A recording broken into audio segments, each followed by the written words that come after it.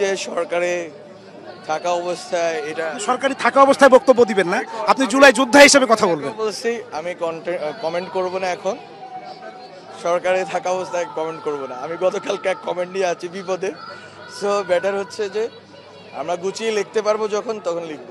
তবে so far so good, আলহামদুলিল্লাহ এতটুকু পর্যন্ত আসতে পারছি। এটা অনেক বড় জার্নি ছিল, সেই গত 6 মাস ধরে 7 মাস ধরে এটা অনেক বড় জার্নি ছিল যে এটাকে এই পর্যায়ে নিয়ে আসা।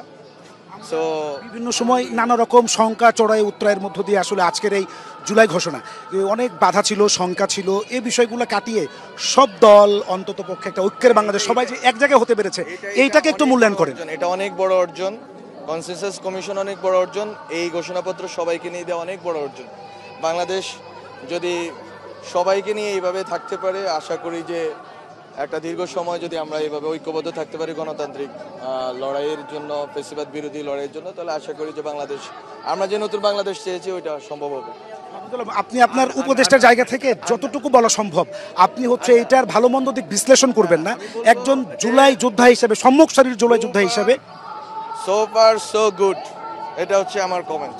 তাতে কি আপনারা যে আকাঙ্ক্ষা নিয়ে মানে আন্দোলনে সামিল হয়েছিলেন সেটাকে কিছুটা পূরণ হয়েছে? সো ফার সো গুড, শুনছিলেন যতটুকু চেষ্টা যতটুকু করার করেছি এতটুকুতে আনতে পারছি।